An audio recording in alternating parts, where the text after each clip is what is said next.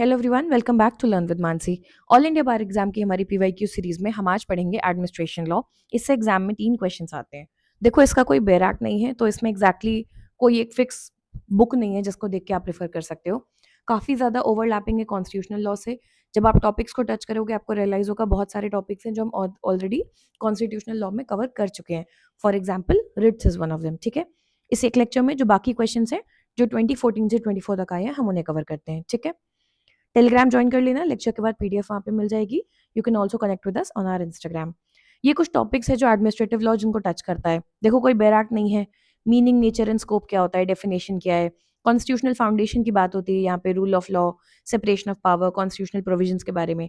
Delegated legislation एक important topic है और इस पर अक्सर सवाल आता है। ठीक है, क्या मीनिंग होता है, क्या टाइप्स होते हैं, एक्सेट्रा। एडमिनिस्ट्रेटिव डिस्क्रिशन से रिलेटेड बातें, नेचुरल जस्टिस, अगेन इस पे भी क्वेश्चन आता है, जुडिशियल रिव्यू की पावर, रिट्स, ये सब हम कॉन्स्टिट्यूशन में ऑलरेडी कवर कर चुके हैं। पीआईएल हम ऑलरेडी पढ़ चुके हैं, जुडिशियल एक्टिविज्म हम पढ़ चुके हैं। ठीक है, administrative tribunals, ombudsman system, government liability, etcetera.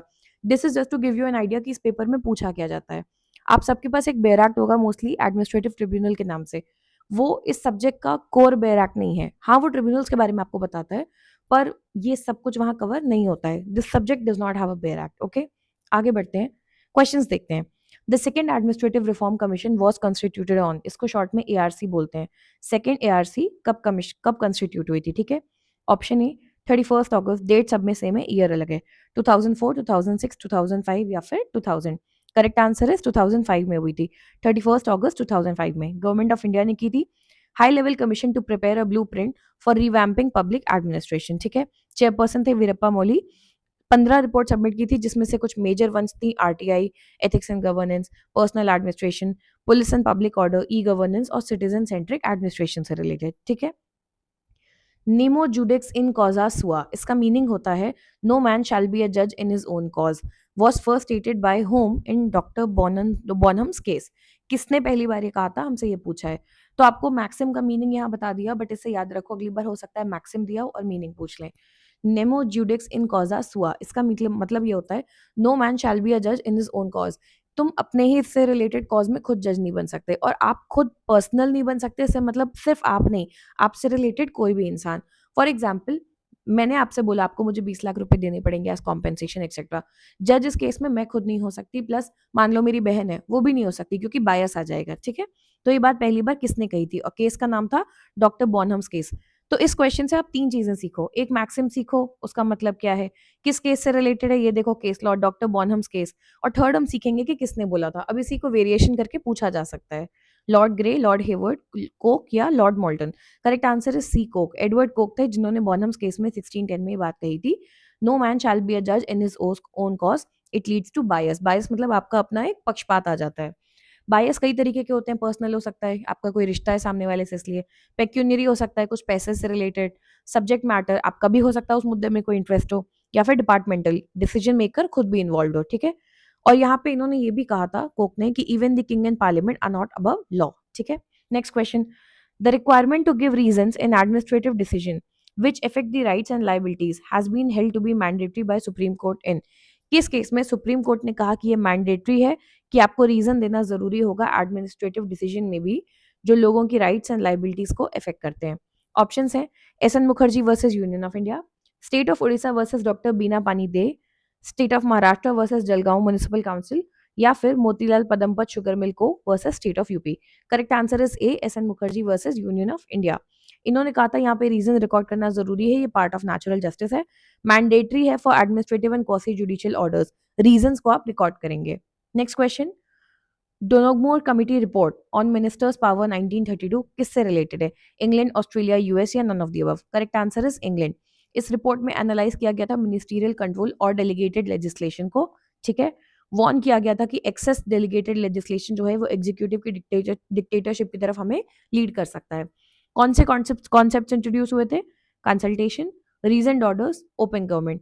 Basically अगर शॉर्ट में बोले तो इस रिपोर्ट में यू इंग्लैंड से रिलेटेड है, डेलीगेटेड लेजिस्लेशन को रेगुलेट करने की बात की गई थी। ठीक है, नेक्स्ट क्वेश्चन देखते हैं। In which a specific act confers a discretionary power on a public authority to do और abstain from doing an act, the manner in which the power is exercised. In which a specific act, मान लो कोई specific act है और एक discretionary power confer करता है किसी पब्लिक अथॉरिटी पे कि आप ये काम कर सकते हो या आपको ये काम नहीं करना है, एब्सटेन करना है, तो उस पावर के एक्सरसाइज से रिलेटेड क्वेश्चन है। ऑप्शन ए कि नॉट बी क्वेश्चन, यानी आप उस पावर के एक्सरसाइज को क्वेश्चन नहीं कर सकते। Option B may be question if the power be exercise under discretion, सवाल उठ सकता है अगर डिस्क्रिशन के बियॉन्ड जाके या अंडर डिस्क्रिशन ना हो तो। Option C both, option D neither. Correct answer is B, may be question. आपको डिस्क्रिशन दिया जा रहा है किसी पावर में, इसका मतलब ये नहीं है कि वो आर्बिट्ररी हो जाए कि आप उसका कुछ भी खुल्लम खुल्ला गलत इस्तेमाल करेंगे। कोर्ट इंटरफेयर कर सकती है अगर जरूरत पड़ी तो, ठीक है। नेक्स्ट क्वेश्चन देखते हैं, which of the following statements hold true for adjudicatory bodies. Option A doctrine of stare decisis applies to them. Option B doctrine of res judicata does not apply to them. Option C inherent lack of jurisdiction in a tribunal cannot be cured or created by the act of the parties, या फिर D none of the above। Correct answer is C, inherent lack of jurisdiction in a tribunal cannot be cured or created by the act of the parties। देखो सबसे पहले देखो stair decisis होता क्या है, इसका मतलब है stand by previous decisions. Basically lower court को हायर कोर्ट्स को फॉलो करना चाहिए उनके डिसीजंस में, और ये सिर्फ कोर्ट पे नहीं, और ये सिर्फ कोर्ट पे अप्लाई होता है, सारे ट्रिब्यूनल्स पे नहीं, ठीक है। तो पहला क्या दिया है, doctrine of state decisis applies to them, adjudicatory bodies को लेके, ठीक है। तो ये बात ट्रू नहीं है क्योंकि हमने क्या पढ़ा, ये कोर्ट्स पे अप्लाई होता है, सारे ट्रिब्यूनल्स पे अप्लाई नहीं होता। रेस जुडिकाटा की बात करें तो उसका मतलब क्या होता है, हमने पढ़ा था पहले भी लेक्चर्स में, matter once finally decided can not be open. Same topic, same party, same मुद्दा, सब कुछ सेम, आप दोबारा आके मुद्दा नहीं खुलवा सकते, ठीक है।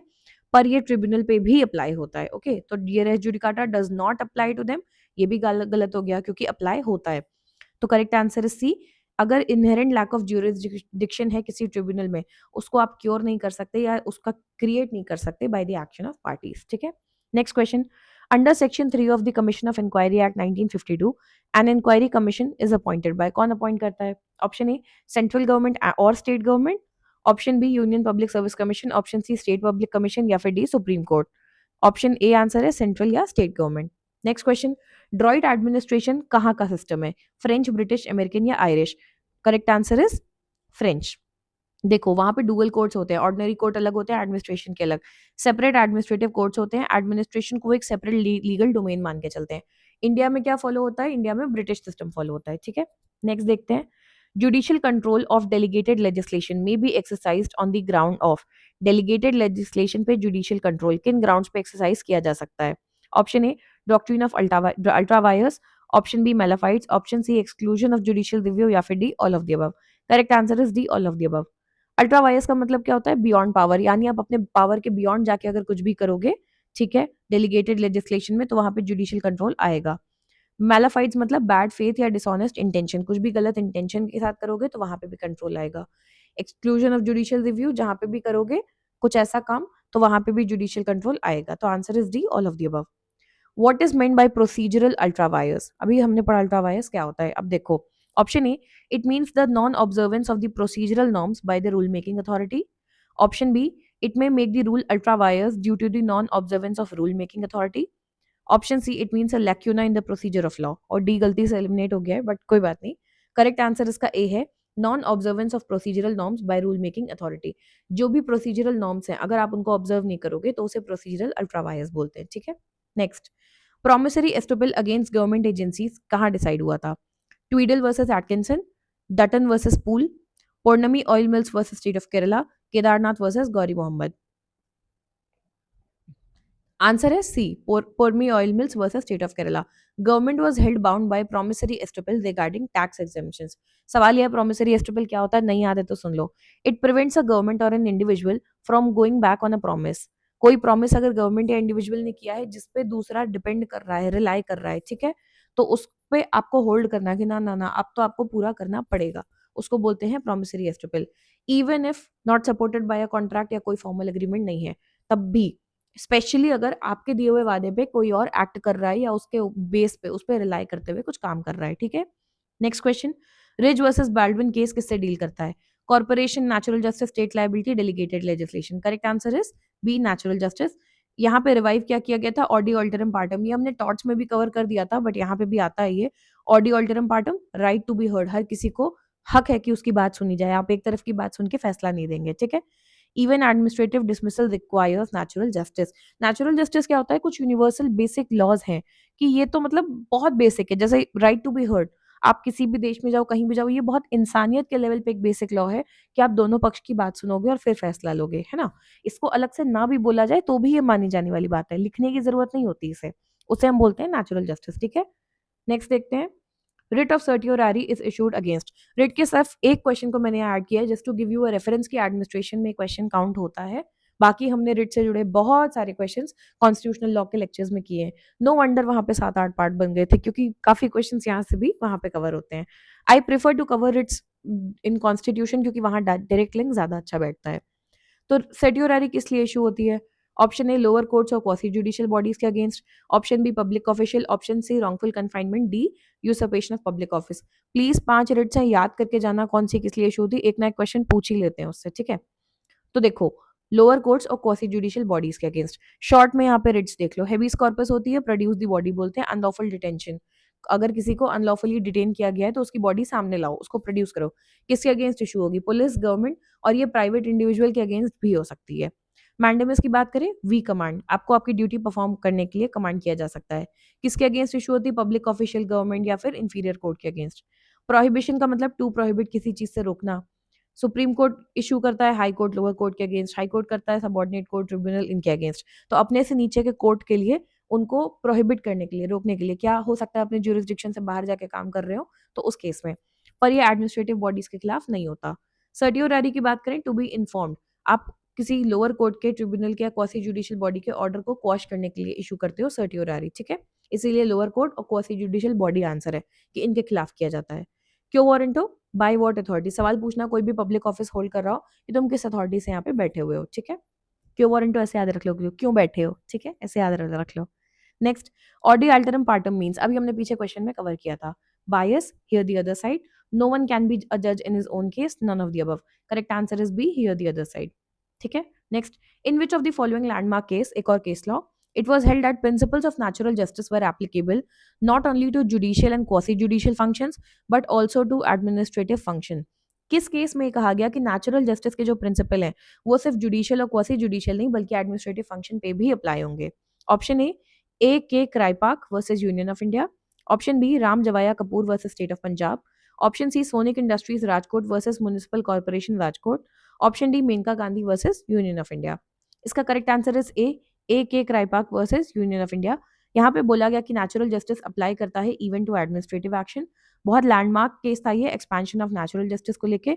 और यहाँ ये भी कहा गया कि बहुत पतला सा थिन लाइन बॉर्डर है between administration and quasi judicial function, ठीक है? तो इसलिए नेचुरल जस्टिस उस पर भी अप्लाई होगा। नेक्स्ट देखते हैं, एक और केस लॉ है। The Supreme Court of India has issued the direction to make the CBI independent agency so that it can function more effectively and investigate crimes and corruptions at high places in public life। किस case में कहा गया? Supreme court ने कहा, direction issue की कि CBI जो है सेंट्रल ब्यूरो ऑफ इन्वेस्टिगेशन, वो एक और ज्यादा इंडिपेंडेंट एजेंसी होनी चाहिए ताकि वो इफेक्टिवली इन्वेस्टिगेट कर सके क्राइम और करप्शन को। Option A union of India versus association for democratic reforms, option B Bangalore medical trust versus BS Muddappa, option C Vincent Panikurlangara versus union of India, या फिर D Vineet Narayan versus union of India. Correct answer is D Vineet Narayan versus union of India, 1998 का case है। इसको जैन हवाला case और CBI independence case भी कहते हैं। यहाँ पे कोर्ट ने विनीत नारायण गाइडलाइंस इशू की थी और कहा था कि CBI and CVC, central vigilance commission जो है, उन्हें ऑटोनॉमस बनाओ। फिक्स टेन्योर होना चाहिए सीबीआई डायरेक्टर का, ऐसा नहीं हो बेसिकली कि अगर वो ऐसे केस में इन्वेस्टिगेट कर रहा है, पॉलिटिकल प्रेशर आया, उसका ट्रांसफर करा दिया या उसको जॉब से टर्मिनेट करवा दिया गया। उसका फिक्स टेन्योर होना चाहिए, कोई पॉलिटिकल इंटरफेरेंस नहीं होना चाहिए और ट्रांसपेरेंट फंक्शनिंग होनी चाहिए। काफी इंपॉर्टेंट केस है, याद रखना, ठीक है? नेक्स्ट देखते हैं, पार्लियामेंट में by law establish administrative tribunal under what of the constitution. अभी कॉन्स्टिट्यूशनल लॉ में कवर होता है और आंसर भी वहीं मिल जाएगा, ठीक है? ऑप्शन है आर्टिकल 323 बी, 323 ए, 233 या फिर 323। करेक्ट आंसर है 323 ए, ये हमने कॉन्स्टिट्यूशन में भी ये क्वेश्चन कवर किया था। नेक्स्ट देखते हैं, अब ये क्वेश्चन 2024 से हैं, जो अगले 2-3 क्वेश्चन है। Which of the following best defines delegated legislation? I told you important topic है, इससे अक्सर पूछते हैं। Option A legislation passed by local government, option B local laws enacted by parliament और legislature, option C laws made by an administrative authority under powers given to them by parliament, option D a judicial decision made by an administrative tribunal। Delegated word का मतलब क्या होता है? Delegate करना मतलब अपने से नीचे वालों को कुछ पास ऑन करना, काम बाँटते जाना एक तरीके से। जैसे कि एक मैनेजर के पास जब ऑफ़िस में काम आता है, तो वो अपने जूनियर्स में उसे डेलीगेट कर देता है, सारा काम अपने पास नहीं रखता, बाँट देता है, तुम ये पार्ट कर दो, तुम वो पार्ट कर दो, ठीक है? वो जूनियर हो सकता है अपने जूनियर्स में उसे डेलीगेट करे, इसको बोलते हैं डेलीगेशन। तो डेलीगेटेड लेजिस्लेशन लॉजिकली सोचो, आपके पास कोई बैराक नहीं है। पार्लियामेंट और लेजिस्लेचर जो लॉ बना रहे हैं वो डेलीगेटेड थोड़े हैं, वो तो खुद प्राइमरी लेजिस्लेशन है, तो ये आंसर नहीं हो सकता। लोकल गवर्नमेंट का पास किया हुआ लॉ भी बायलॉज होते हैं मोस्टली, पर वो एग्जैक्टली डेलीगेटेड में आएंगे कि नहीं अभी श्योर नहीं होते हम। जुडिशियल डिसीजन भी डेलीगेटेड लेजिस्लेशन तो नहीं होते हैं। सी पढ़ो, laws made by an administrative authority under powers given to them. देखो ये वर्ड पढ़ो, under powers given to them, किसी ने उनको पावर दी है, उसके अंडर वो कुछ लॉ बना रहे हैं, तो ये डेलीगेटेड पावर हो गई, ठीक है? Answer is C. देखो, डेलीगेटेड लेजिस्लेशन क्या होता है? Subordinated legislation. पार्लियामेंट या स्टेट लेजिस्लेशन जो पावर डेलीगेट करती है किसी एडमिनिस्ट्रेटिव अथॉरिटी को, यानी किसी मिनिस्टर को, डिपार्टमेंट को, स्टेट्यूटरी बॉडी को, etcetera, to make rules, regulations, orders, notifications, etc. under the authority of the parent act. Option A bylaws भी काइंड ऑफ होते हैं डेलीगेटेड में, पर ये डेफिनेशन ऑफ डेलीगेटेड में नहीं आते। ऑप्शन बी जो था पार्लियामेंट लेजिस्लेचर, ये खुद प्राइमरी लेजिस्लेशन है, एंड ऑप्शन डी ये जो है ये क्वासी जुडिशियल एक्ट है, ठीक है?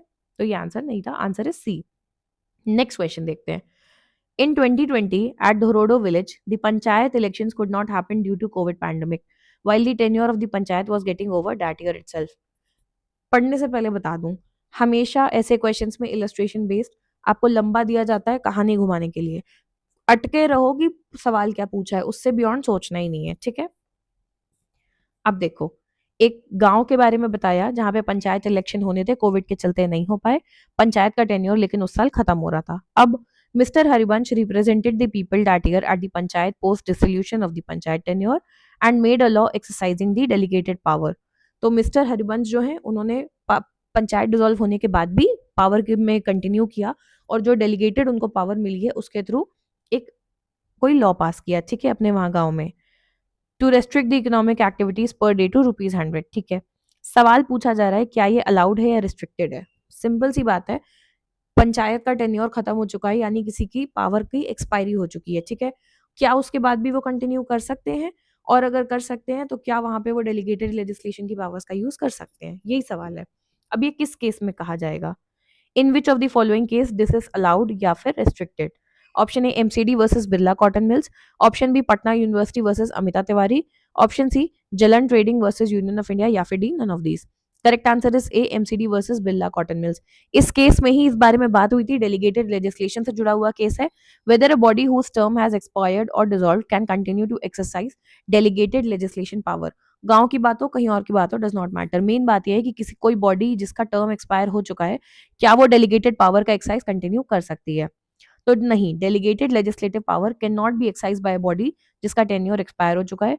कोई भी रूल ऑर्डर और रेगुलेशन वो करेंगे वो अल्ट्रा वायर्स होगा, ठीक है? Next, which of the following is are not grounds for judicial review? किन ग्राउंड्स पे जुडिशियल रिव्यू नहीं होता है? Illegality, irrationality, proportionality, public opinion. Options हैं only two, option B 2 and 4, option C 1 2 and 3, या फिर ऑप्शन डी ओनली 4। तो खुद सोचो, कुछ इलीगल हो रहा होगा, क्या जुडिशियल रिव्यू होगा? बिल्कुल होगा। तो ऑप्शन 1 जहाँ पे है वो एलिमिनेट हो गया, सी गया। कुछ इरेशनल हो रहा होगा तब भी जुडिशियल रिव्यू होगा। 2 जहाँ जाए सारे ऑप्शन गए, बचा क्या? D only 4। प्रोपोर्शनैलिटी में भी होगा। पब्लिक ओपिनियन के केस में जुडिशियल रिव्यू नहीं होता है, ठीक है? Answer is D only 4। Public opinion के केस में नहीं होगा। Judicial review checks legality and not popularity. Public क्या सोचती है उससे फर्क नहीं पड़ता, लीगल होना चाहिए, रैशनल होना चाहिए, ठीक है? Correct answer D only 4। So we are done with all the questions related to administration law. 3 question हर साल नियरली इससे आते हैं, अब ज्यादा सिंसियरली आते हैं, पहले कम आते थे, ठीक है? बहुत सारे क्वेश्चंस कॉन्स्टिट्यूशन से ओवरलैपिंग भी होते हैं, जैसे कि रिट से रिलेटेड क्वेश्चन है, कुछ क्वेश्चन मैक्सिम से रिलेटेड है, वो हमने थोड़ा बहुत टॉट में भी टच कर लिया था। सो बहुत टफ नहीं है, बेसिक क्वेश्चंस आप लगा लो, होपफुली इससे आपको काफी हेल्प मिल जाएगी। बाकी एडमिनिस्ट्रेटिव ट्रिब्यूनल वाला बैराक लेके जाना, अगर ट्रिब्यूनल से रिलेटेड कोई स्पेसिफिक क्वेश्चन आ जाता है तो आपको वो हेल्प करेगा वहां पे, अदरवाइज वैसे इसमें कोई बैराक नहीं है, ठीक है? तो केस लॉज देख लो जो हमने कवर किए हैं, उनको अच्छे से पढ़ लो, डेलीगेटेड लेजिस्लेशन को ठीक से पढ़ लो, नेचुरल जस्टिस ठीक से पढ़ लो, और जो केसेस कवर किए हैं उनको याद रखना कौन सा केस किससे जुड़ा हुआ है, and I think you will be good to go, ठीक है? Stay tuned, keep watching, bye bye.